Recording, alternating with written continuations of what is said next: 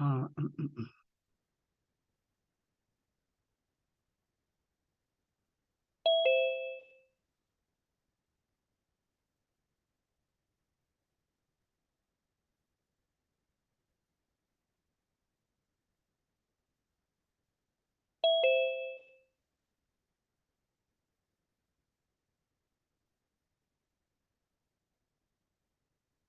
El dolor abdominal es causa frecuente de consulta en pediatría.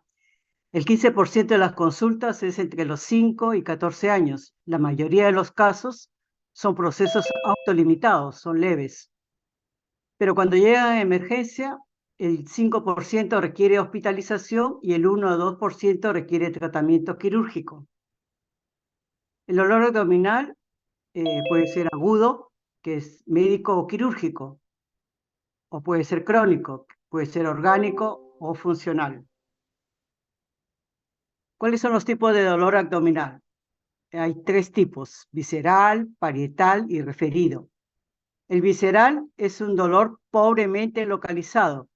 Por ejemplo, en el inicio de una apendicitis, el paciente a veces dice que le duele una cosa difusa, pero es pobremente localizado. También puede ser visceral cuando hay dolores de la víscera hueca. El dolor es parietal cuando se irrita el peritoneo y se puede localizar topográficamente. Un ejemplo es una úlcera perforada, una peritonitis post-apendicitis. Hay una irritación del peritoneo. Y el tercer tipo de dolor es el referido. Por ejemplo, en casos de una neumonía basal, llámese basal derecha o izquierda, el dolor se irradia al abdomen. Causa de dolor abdominal: cuando el dolor abdominal agudo se asocia a dolor abdominal inespecífico, la incidencia en emergencia es alrededor del 20 al 50%. Apendicitis es 8 al 20%. Colecistitis de 7 al 10%. Oclusión intestinal aguda entre el 3 y el 10%. Nefrítico, básicamente por litiasis, ¿no? De 4 al 10%. Úlcera perforada, ¿no? 3 al 4%. Pancreatitis aguda, 2 a 4%. Diverticulitis, 2 a 4%. Y patología ginecológica del 3 al 10% y otros del 1 al 10%.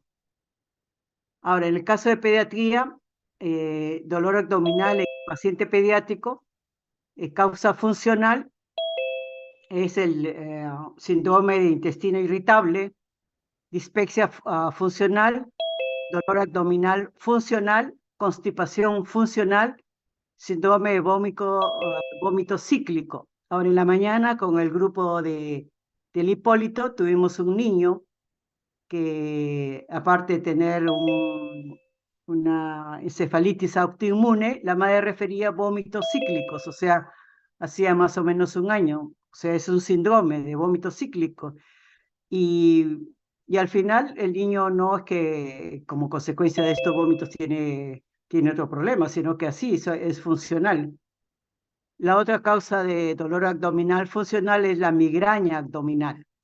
En el caso de parte ginecológica, puede haber dolor abdominal por un quiste de ovario, torsión de testículo. En pulmones, neumonía, como ya hemos dicho, es un dolor referido al abdomen. Como causa infecciosa, virus, enterovirus, adenovirus pueden dar dolor abdominal, bacterias como Salmonella, Shigella, Campylobacter, Yersinia, E. coli, y parásitos como Giardia, Entamoeba histolítica. Todos ellos causan dolor abdominal como parte de su patología. Causa intestinal, tenemos la enfermedad por reflujo gastroesofágica, esofagitis, gastritis, úlcera duodenal, úlcera péptica, coledocolitiasis, colicistitis, quiste coloico, pancreatitis aguda o crónica, pseudoquiste pancreático, hepatitis, enfermedad inflamatoria intestinal, llámese enfermedad de Crohn o colitis ulcerativa, enfermedad eosinofílica, llámese esofegitis eosinofílica o gastroenteritis eosinofílica, y mala absorción por carbohidratos, básicamente intolerancia a la lactosa. Como causa metabólica tenemos diabetes mellitus, neoplásica, tumores, estructural o quirúrgica, tenemos malrotación, intussusección, que es frecuente en los niños, sobre todo en los lactantes, pólipos, cuerpo extraño, divertículo de Meckel, también es frecuente en niños pequeños, vólvulos, traumas. Y urológico tenemos infección del tracto urinario, una ITU, nefrolitiasis, obstrucción de la unión pélvico-renal. Pero otra forma de ver dolor abdominal es de acuerdo a la localización. Así tenemos en el epigastrio, cuando hay una localización en el epigastrio, que puede ser el reflujo gastroesofágico, puede ser una exofagitis, gastritis, úlcera gástrica, úlcera duodenal, pancreatitis, vólvulos gástricos, vólvulo de intestino delgado, medicamentos como eritromicina o AINES.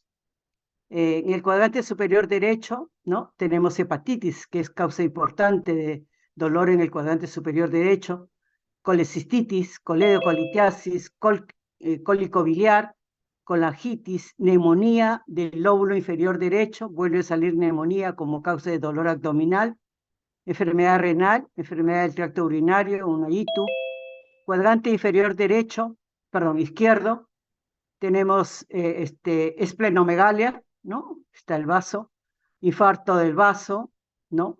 Injuria del vaso traumática, neumonía del lóbulo inferior izquierdo, ¿no? Y Uno llega. enfermedad del tracto urinario. Diga, ¿alguien quiere hablar? ¿Ok?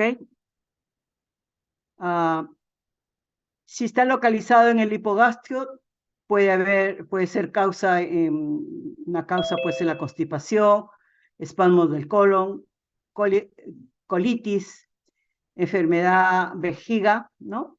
Condición del útero o enfermedad inflamatoria pélvica. En el cuadrante inferior izquierdo, igual, constipación, espasmo del colon, colitis, torsión del ovario, embarazo ectópico, torsión testicular, hernia y vólvulos del simoides. En el cuadrante inferior derecho, constipación, rinitis mesentérica, enfermedad de Crohn, obstrucción aguda, perforación localizada, apendicitis, ¿no? En el cuadrante inferior derecho, apendicitis, intussusección, torsión de ovario, embarazo ectópico, torsión del testículo y hernia.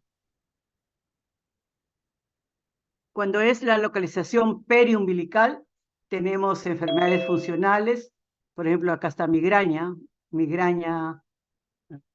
abdominal, puede también ser causa de localización periumbilical, la constipación, gastroenteritis, apendicitis al inicio, pancreatitis, vólvulo del intestino delgado, púrpura de Heno-Schönlein, hernia umbilical encarcelada.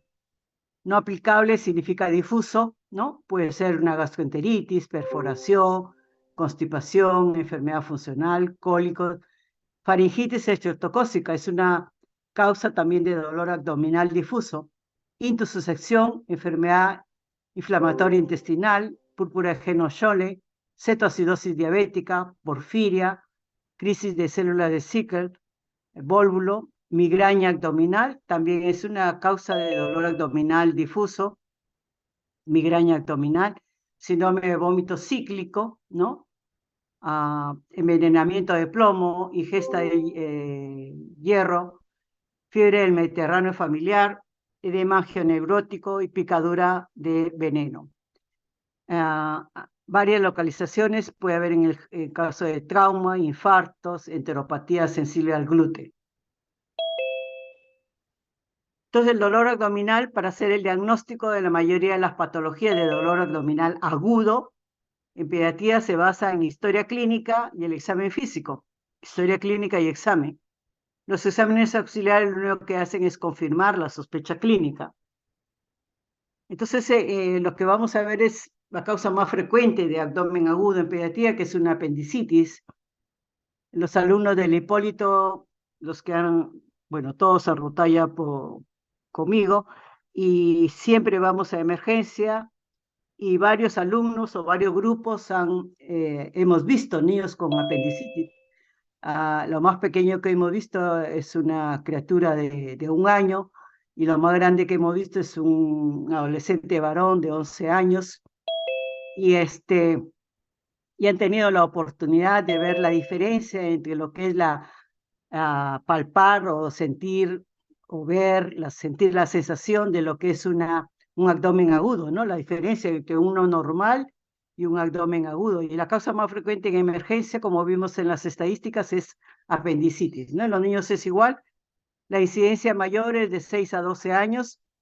En los menores de 3 años, en los niños pequeños, generalmente hay perforación al momento del diagnóstico, pero la incidencia es menor del 2%, ¿no? En lo que es la clínica hay un dolor abdominal que va en intensidad progresiva. Los niños dicen que, por ejemplo, si es un adolescente, el último adolescente que era un varón, lo señalaba muy bien y parecía que lo describía el libro. Él comienza con un dolor en el epigastrio y de poca intensidad, y con el transcurso de las horas va aumentando de intensidad, y después se localizó en cuadrante inferior derecho. El paciente tiene anorexia, náuseas, vómitos y fiebre, ¿no? Fiebre, mal estado general y vómitos. El examen físico, el paciente está en posición antálgica, ¿no?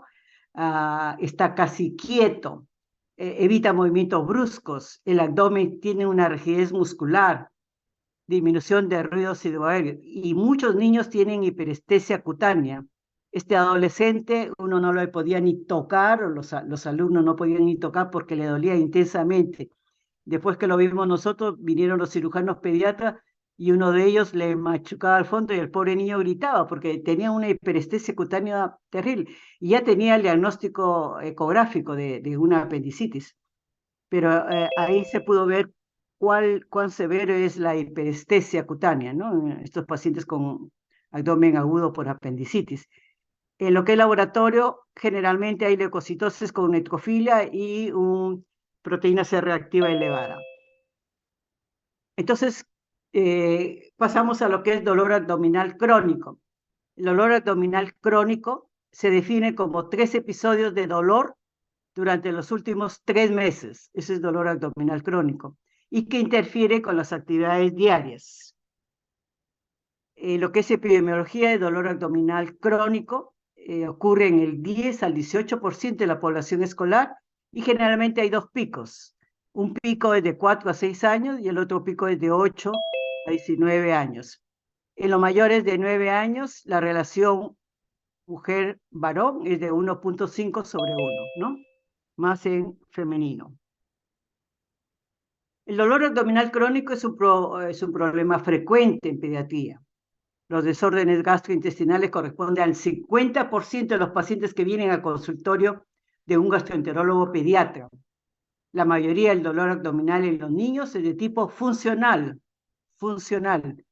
El dolor abdominal funcional es mejor entendido en el marco biopsicosocial.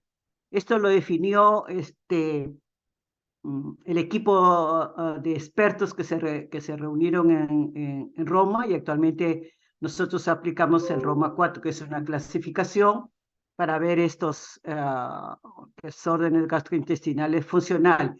Entonces, ellos dijeron que es mejor hacerlo en un marco biopsicosocial, que consiste en considerar varios factores: factor genético, factor ambiental, factor social, factor psicológico y fisiológico. Posteriormente voy a mencionar cada uno de ellos.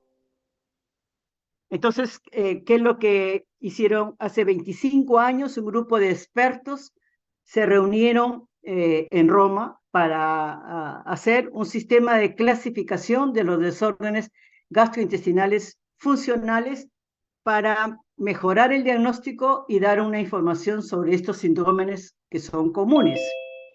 Entonces, estos expertos se reunieron en 1999, en el 2006, y el último fue en el 2016, y se llama Criterio de Roma 4.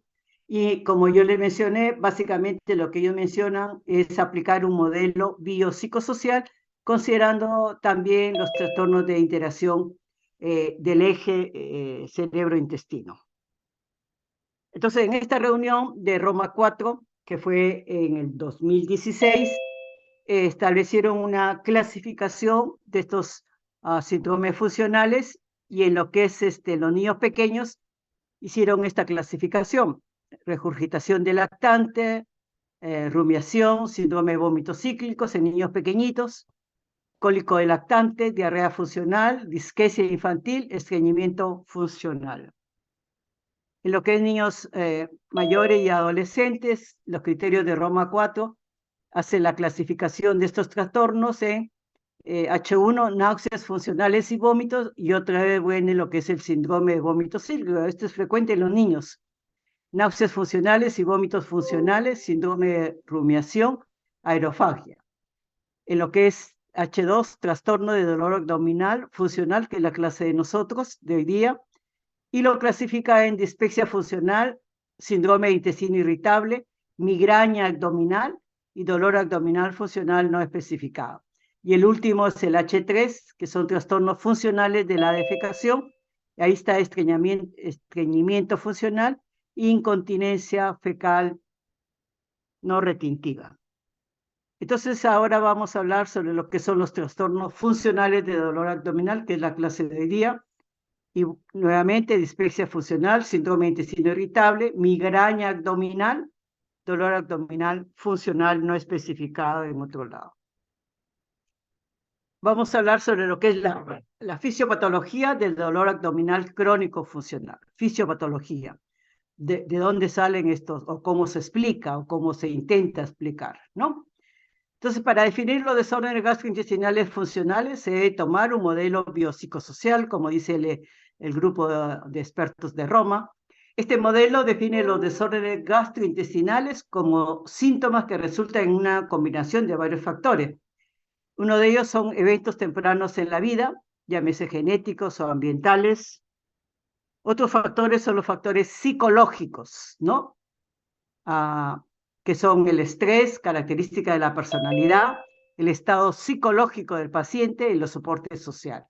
Y los factores fisiológicos tenemos alteración de la motilidad, hipersensibilidad visceral, alteración de la función inmune y función de la mucosa, alteración de la microbiota intestinal, que es tan importante en estos trastornos funcionales, y alteración de los procesos del sistema nervioso central. Entonces, cuando uno habla de eventos tempranos en la vida, se refiere a niños, por ejemplo, que han tenido un dolor temprano en la vida, una cirugía, ¿no?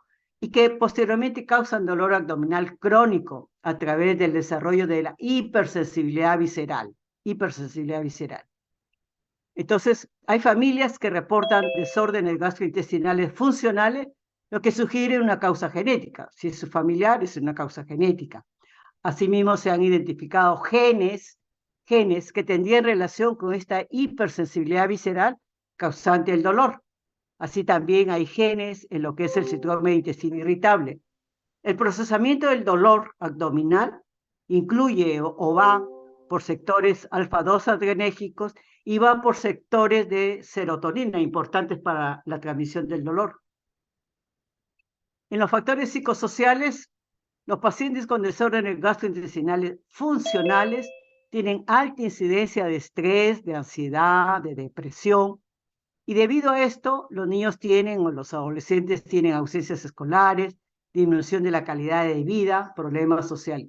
Pero el 50% de los pacientes con desórdenes gastrointestinales funcionales no tienen problemas de conducta, no tienen problemas sociales ni emocionales, ¿no? El 50%. En los factores fisiológicos tenemos que saber que hay una red de comunicación entre lo que es el intestino y el cerebro, lo que se llama el eje cerebro-intestino o intestino-cerebro. Y esta comunicación es también con el sistema nervioso autonómico, el sistema nervioso enteral y el eje hipotálamo-hipófisis adrenal. Un ratito.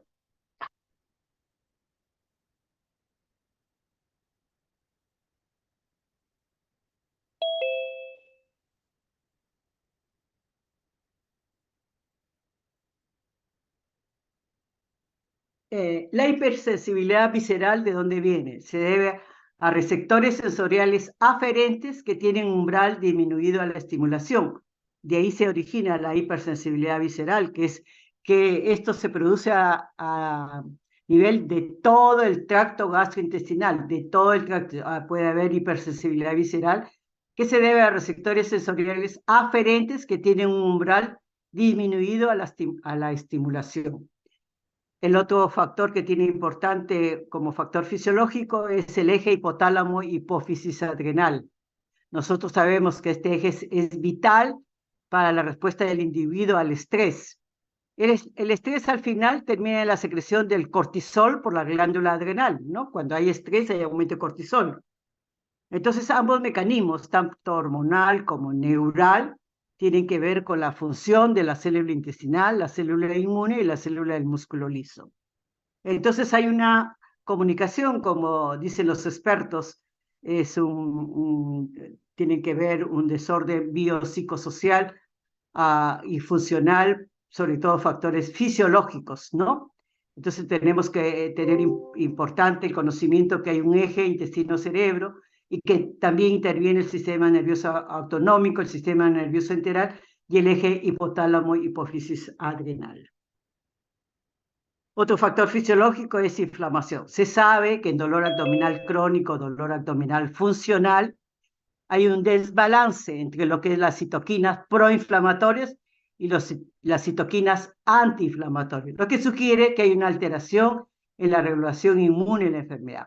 Los pacientes con dolor abdominal crónico tipo funcional, hay una gran inflamación que puede ser desencadenada por un problema inflamatorio, llámese infeccioso, alérgico, ¿no? Y que pueden dar un proceso inflamatorio, ¿no? Lo que es la microbiota o la microbiota intestinal, igual hay un desbalance bidireccional entre lo que es la microbiota intestinal y el eje intestino-cerebro, ¿no? Llámese por mecanismos neurales, inmunes, endocrinos y humerales.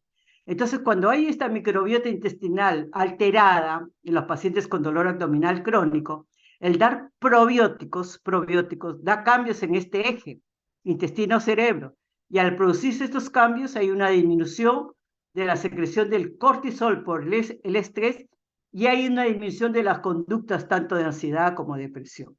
Entonces, probióticos aparentemente podría funcionar en estos pacientes con dolor abdominal crónico funcional, ¿no? Entonces, cuando uno evalúa a estos niños con dolor abdominal crónico, la evaluación debe hacerse igual que en el agudo, en base a la historia clínica y el examen físico, pero en este caso es importante considerar los signos de alarma, y eso lo vamos a mencionar luego, ¿no? En laboratorio hay que pedir un hemograma, examen de orina, amilasa, lipasa, la velocidad de sedimentación, proteína C reactiva, perfil metabólico, el test de función tiroidea, causas infecciosas para determinar qué causa puede ser. Puede ser virus, como hemos dicho, causas de dolor abdominal, bacterias, parásitos, sobre todo giardia o intramueva histolítica. En los pacientes con síndrome de intestino irritable, el subtipo en el que predomina la diarrea, porque vamos a ver que hay varios subtipos, el que predomina la diarrea, cuando uno hace la calprotectina fecal, si el valor es menos de 50 miligramos por gramo de heces, sugiere que el paciente tiene un síndrome de intestino irritable. O sea, cuando ustedes sospechen el síndrome de intestino irritable, lo que tienen que hacer es dosar calprotectina fecal, y si el valor es menor de 50 miligramos por gramo de heces, sugiere síndrome de intestino irritable. En la mala absorción de carbohidratos, el paciente tiene dolor abdominal, tiene distensión abdominal y tiene diarrea. Y lo más común es la deficiencia de lactasa. Y cuando uno sospecha que el paciente tiene deficiencia de lactasa, lo que tiene que hacer es quitarle los alimentos con lactosa y el paciente mejora, ¿no? La radiografía de abdomen puede definir si el paciente tiene neumonía, porque usted, cuando uno pide un abdomen simple, a veces en los niños sale también parte del tórax y uno puede ver si el paciente tiene una neumonía basal, ¿no? Como causa del dolor abdominal, o puede tener heces impactadas. Pero una radiografía también se puede pedir cuando hay, por ejemplo, dispepsia funcional, uno puede pedir una radiografía de esófago, estómago y duodeno para ver si el paciente tiene malrotación, o el paciente tiene hernia al hiato, ¿no? Que también es causa de dolor abdominal. En lo que es ecografía, en realidad solo se debe pedir ecografía solo si tiene síntomas de alarma, porque el 30, o sea, si el paciente tiene síntomas de alarma y uno le pide ecografía, solo el 30% ayuda saliendo que tiene problemas de mucosa. Y entonces el paciente que no tiene síntomas de alarma no se debe pedir una ecografía, ¿no? Solo si tiene síntomas de alarma.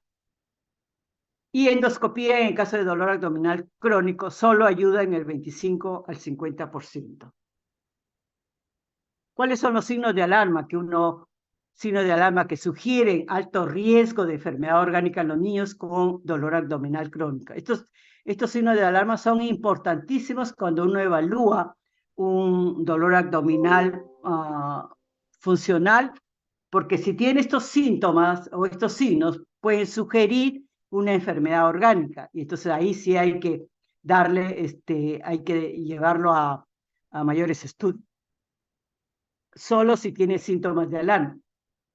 ¿Cuáles son los signos de alarma? Pérdida de peso, desaceleración de los patrones de crecimiento, pérdida de sangre gastrointestinal, sobre todo hematemesis o melena, vómitos significativos, llámese vómitos biliosos o vómitos persistentes, disfagia, ¿no? Es un signo de alarma, odinofagia, ¿no? Diarrea severa crónica. Cuando el dolor despierta al niño en la noche, puede ser un problema orgánico. Cuando hay persistencia del dolor en el cuadrante superior derecho o en el cuadrante inferior derecho, ¿no? Persistencia del dolor. Cuando hay fiebre inexplicable, cuando hay hallazgos físicos anormales, como por ejemplo dolor localizado, cuando hay una masa, hepatomegalia, esplenomegalia, anormalidades perianales, eritema nodoso, o hallazgos de laboratorio anormal como proteína C reactiva elevada, velocidad de excitación elevada, sangre oculta en las heces, historia familiar de úlcera o historia familiar de enfermedad intestinal inflamatoria. Entonces vamos a ver unos cuadros de los niños que pueden orientar a una causa funcional o dolor abdominal crónico. Por ejemplo, el cólico del lactante, que es tan frecuente en los niños pequeños, y muchos de ellos vienen a emergencia por dolor y que no dejan dormir, y a veces vienen 2, 3 de la mañana y el niño no deja dormir y vienen a emergencia, y es un cólico. Entonces, ¿cuál es la definición? Que inicia y finaliza antes de los 5 meses. 5 meses. Esta es la edad clave, 5 meses, ¿no? O sea, no puede haber un cólico al año, perdón, cólico infantil, considerado como cólico infantil, que vamos a ver cuál es la definición al año, ¿no? Entonces, para definir cólico del lactante, tiene que ser antes y termina a los 5 meses. ¿Qué cosa es un cólico infantil? Perdón, cólico del lactante. Es un periodos recurrentes de llanto, irritabilidad, sin causa aparente, sin causa, ¿no? Sin causa. Los pacientes no tienen retardo del desarrollo, no presentan problemas de crecimiento y se debe añadir que son llanto, irritabilidad, referidos por el cuidador, la mamá, durante 3 o más horas en el día, por 3 o más días a la semana. Entonces uno puede supervisar al niño durante 24 horas y lo que se objetiva son 3 horas de llanto. Entonces ahí uno puede definir que es un cólico de lactante sin causa aparente y el desarrollo de peso y talla es normal, ¿no? Cuando uno habla de dispepsia abdominal o dispepsia funcional, es un dolor. Para hacer el diagnóstico de dispepsia funcional, tiene que tener por lo menos los síntomas 4 días al mes durante al menos 2 meses, ¿no? Y puede ser con síndrome, 2 subtipos, ¿no? Síndrome de distrés postpandreal y el síndrome de dolor epigástrico, ¿no? Entonces, 4 días al mes durante los últimos 2 meses, y los subtipos son síndrome de estrés postpandreal, que incluye plenitud postpandreal y saciedad precoz, que evita que termine la comida, ¿no? Evita terminar una comida. También puede tener distensión abdominal, náuseas postpandreales o eructos. Ese es el distrés postpandreal. Y el dolor epigástrico, como su nombre lo dice, es dolor tipo acidez en el epigastrio, suficientemente intenso que interfiere con la actividad normal, pero no es retroesternal, no es retroesternal. Cuando uno habla de dispepsia funcional, una de las cosas que tiene que decir acá es por qué se produce, igualmente como hemos dicho antes, la fisiopatología por trastorno de motilidad y por problemas de hipersensibilidad visceral. Pero acá también debe señalarse un concepto que se llama lo que es la acomodación gástrica. La acomodación gástrica es un evento motor en que el fondo del estómago se relaja para recibir la comida que ingresa sin aumentar la presión gástrica. Pero en los pacientes con dispepsia funcional, lo que hace es que la comida se localiza en el estómago distal.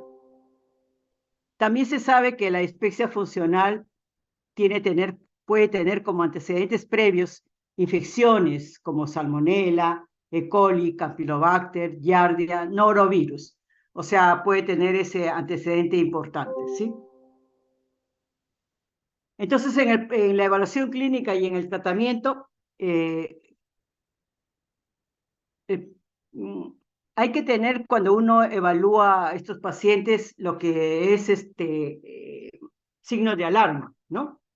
Como ya hemos dicho, los signos de alarma son importantes porque pueden llevar a necesitar una endoscopía, ¿no?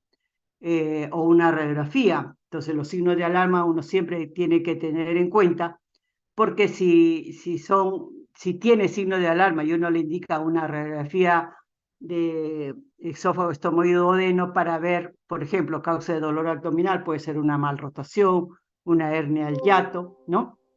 Ahora, en lo que es la endoscopía, hemos dicho que solo está indicada cuando hay signos de alarma, ¿no? Porque ya hemos dicho que aún cuando hay signos de alarma, solo el 30% de estos pacientes tienen lesiones en la mucosa. Por lo tanto, si no hay signos de alarma, no hay que indicar endoscopía, ¿no? La otra cosa que hay que ver en estos pacientes son factores psicológicos. Ya hemos dicho que muchos pacientes tienen problemas de estrés, ansiedad, depresión, ¿no? Y evitar factores agravantes como cafeína, especias, tabaco, alcohol y fármacos gastrolesivos como son corticoides, medicamentos, antibióticos, AINES, ¿no? O gastrolesivos. Entonces, en estos casos de pacientes con dispepsia funcional, si hay que tratarlos, lo que está indicado en estos pacientes es bloqueadores de ácido, y en estos casos se da omeprazol por 4 semanas, ¿no? Y eso puede mejorar los síntomas.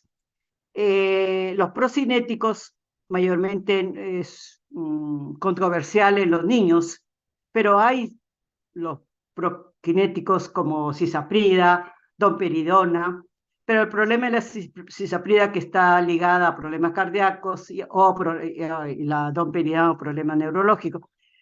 Pero actualmente acá en Perú hay la sulpirida, que hay incluso en gotas, lo que mejora el vaciamiento gástrico, los procinéticos, ¿no? Entonces pasamos síndrome de intestino irritable. Lo que es criterio diagnóstico son dolor abdominal 4 días al mes en los últimos 2 meses, ¿no? 4 días por mes en los últimos 2 meses. Puede ser relacionados a la defecación, cambios en la frecuencia de la defecación, cambios en la forma o apariencia de las deposiciones, pero los niños con estreñimiento, el dolor no se pasa aunque ya haya resuelto el estreñimiento, ¿no? Hay subtipos de síndrome de intestino irritable. Hay síndrome de intestino irritable con estreñimiento, se llama el síndrome de intestino irritable C o constipación. Síndrome de intestino irritable con diarrea, el D.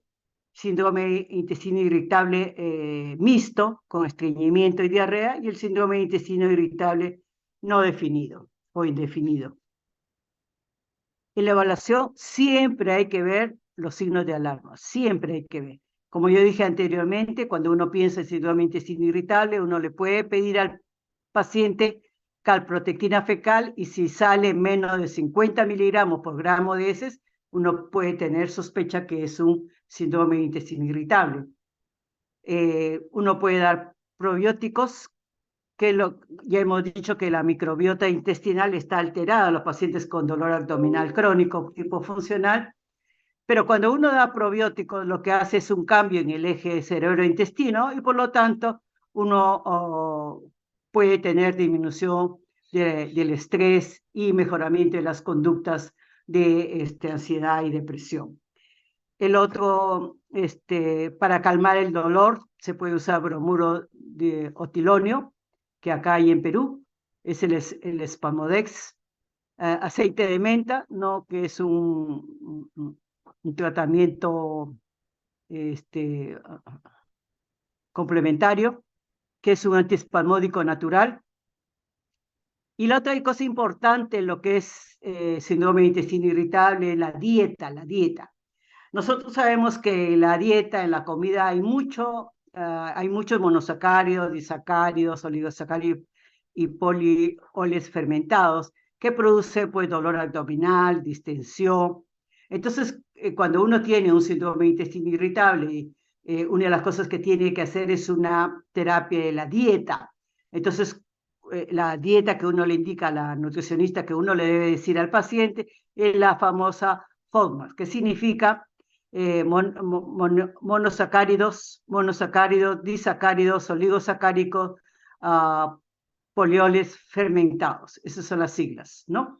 Entonces debe tener menos de 3 gramos al día para que, y la mayoría de los pacientes con este síndrome de intestino irritable, si uno le baja o le hace una terapia por la dieta, se mejora el dolor en el 75% de los pacientes, ¿no? Es importante la dieta. La otra es las terapias conductuales. Las terapias conductuales o cognitivas conductuales son importantes en estos pacientes porque sobre todo la terapia, la hipnoterapia, la terapia cognitiva conductual, las terapias de relajación son importantes porque los pacientes se cuestionan con pensamientos, creencias, y cuando uno le hace este tipo de terapia, ayuda a los pacientes a tener un mejor enfoque, o ser positivos, un mejor enfoque de los problemas, ¿no? Y entonces puede ayudar a la familia también, porque la familia puede tener conductas que pueden llevar a los pacientes a problemas de discapacidad. Entonces, estas terapias cognitivas conductuales son importantes en estos pacientes, ¿no? Y no solo el paciente, sino la familia, para que ayude a mejorar al paciente. Entonces, es lo que es la migraña abdominal. Nosotros tenemos en el Hipólito muchos niños que entran, y sobre todo adolescentes que entran con migraña o cerebral o neurológica, ¿no? La famosa cefalea por migraña, ¿no? Pero cuando uno habla de migraña abdominal, se refiere a dolor abdominal tipo migraña, ¿no? ¿Y cuáles son tiene que tener 2 veces en los últimos 6 meses? ¿Cuáles son las características? Son episodios paroxísticos, paroxísticos de dolor abdominal periumbilical, por lo menos que duren 1 hora, ¿no? Ese es el síntoma más importante. Son episodios paroxísticos de dolor abdominal. Son episodios separados por semanas o meses. El dolor interfiere con la actividad habitual. El dolor está asociado a anorexia, náuseas, vómitos, dolor de cabeza, fotofobia y palidez, ¿no? La migraña abdominal, igual que el síndrome de vómitos cíclicos y la migraña neurológica, comparten los mecanismos fisiopatológicos comunes, comparten. Son episodios autolimitados y estereotipados. Hay intervalos asintomáticos entre ellos. Los desencadenantes pueden ser estrés, fatiga, los viajes, puede tener asociado, como hemos dicho, anorexia, vómitos, cefalea, fotofobia, palidez, ¿no? Puede tener asociado. La presencia de pródromos, ¿no? Y la mejoría con terapia antimigranosa apoya el diagnóstico. Lo otro es el dolor abdominal funcional no especificado, que no entra en los criterios anteriores. Y para este dolor abdominal funcional no especificado, de otra manera, los criterios de diagnóstico es que por lo menos son 4 veces al mes en los últimos 2 meses, ¿no? O 2 meses previos. Es un dolor abdominal episódico o continuo, que no ocurre solamente durante eventos fisiológicos, llámese comer o menstruación, y no entra o tiene criterios insuficientes para síndrome de intestino irritable, dispepsia funcional o migraña abdominal, ¿no? En lo que es la evaluación y el tratamiento, bueno, el estrés psicológico se asocia al dolor abdominal funcional. Hay síntomas somáticos extraintestinales frecuentes, pero siempre hay que ver los signos de alarma, siempre hay que ver. Puede tener beneficios con el uso de antidepresivos, con los probióticos o las terapias conductales. Entonces, cuando hablamos del tratamiento de estos desórdenes funcionales, y hemos dicho que el tratamiento dietético es importante, la famosa dieta FODMAP, que evita los monosacáridos, los disacáridos, los oligosacáridos, los polioles fermentados, ¿no? Que producen dolor abdominal. Entonces, la dieta debe estar menos de 3 gramos al día. Y si usted hace este tipo de dieta, el paciente mejora alrededor del 75%. La otra terapia que uno tiene que dar son los famosos probióticos. Hemos dicho que la bacteria intestinal tiene muchos roles. Tiene rol en la motilidad, tiene rol, por ejemplo, produce cambios en el eje cerebro-intestino, y están indicados cuando uno tiene un dolor abdominal funcional, que pueden funcionar estos probióticos, ¿no? Porque incluso disminuyen la secreción de cortisol, disminuyen el estrés, disminuyen la ansiedad, disminuyen la depresión. Y los probióticos usados son Lactobacillus rhamnosus, GG y Lactobacillus reuteri. Durante mucho tiempo se usó Lactobacillus reuteri en los niños pequeñitos con los famosos cólicos infantiles para probióticos. Y salieron muchos trabajos que decían que era favorable, pero después hubieron trabajos que demostraron que no. Pero bueno, lo que sí está indicado es cuando hay trastornos gastrointestinales funcionales crónicos. En lo que es farmacoterapia, como hemos dicho, si la bacteria intestinal tiene mucho rol en lo que es el dolor abdominal y en lo que es la microbiota intestinal, por lo tanto, el dar antibióticos estaría adecuado. Los antibióticos que están indicados en lo que es trastornos funcionales intestinales son la rifaximina, que esto tiene muchos efectos, muchos efectos. Se le debe dar 550 miligramos 3 veces al día por 14 días. Esto ya está aprobado por la FDA desde el 2015. O sea, cuando uno tiene un dolor abdominal crónico y uno ve que es funcional, que no tiene signos de alarma, uno le puede dar rifaximina. También se usa antiespasmódicos, diciclomine, antidepresivos. ¿Qué cosas hacen los antidepresivos? Los antidepresivos, lo que más se usan son los anticíclicos. ¿Y eso por qué? Porque los antidepresivos bloquean los receptores de la serotonina. Bloquean los receptores de la serotonina, y ustedes saben que la serotonina es un neurotransmisor importante en la vía del dolor abdominal funcional.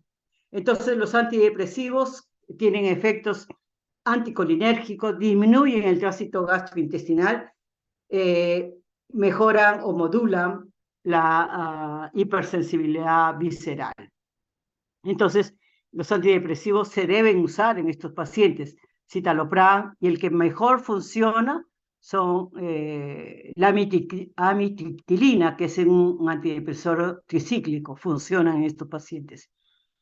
Los otros son los antagonistas del receptor de serotonina, y ahí tenemos la ciproheptadina, ¿no? La ciproheptadina, que es un bloqueador del receptor de la serotonina y que ayuda en estos pacientes.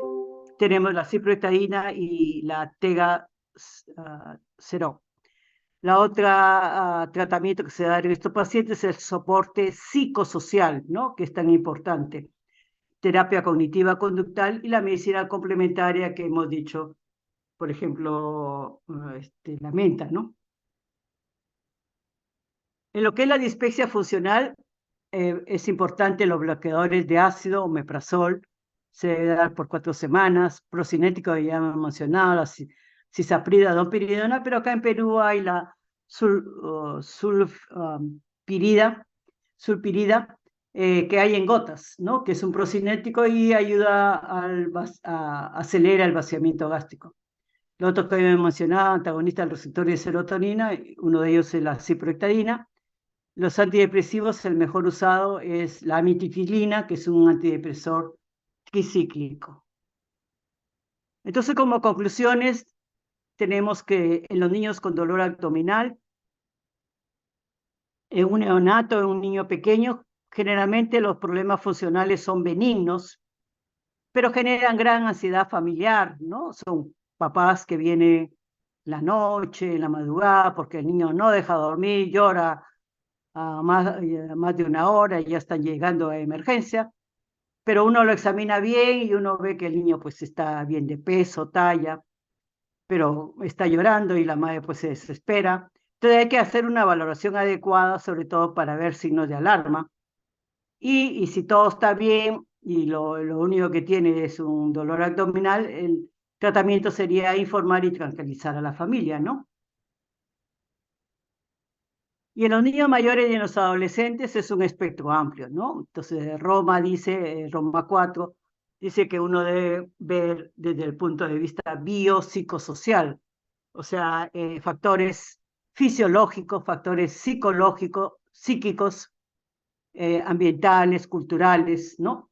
Que aumentan la percepción de los síntomas y alteran la calidad de vida de los pacientes y las familias. Los criterios de Roma 4 se han diseñado para permitir un diagnóstico positivo, sin necesidad de exploraciones complementarias, pero siempre y cuando no tenga signos de alarma. Es importante que no tenga signos de alarma. Y el enfoque terapéutico debe ser desde el punto de vista biopsicosocial. Eso es lo que dice Roma 4. Bueno, esta es la última lámina. ¿Alguna pregunta?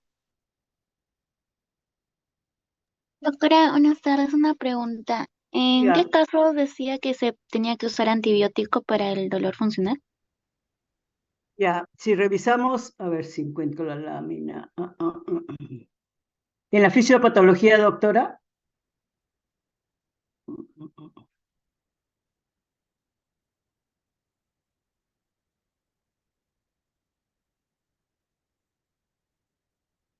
Acá. En la fisiopatología hay una microbiota alterada en los pacientes que tienen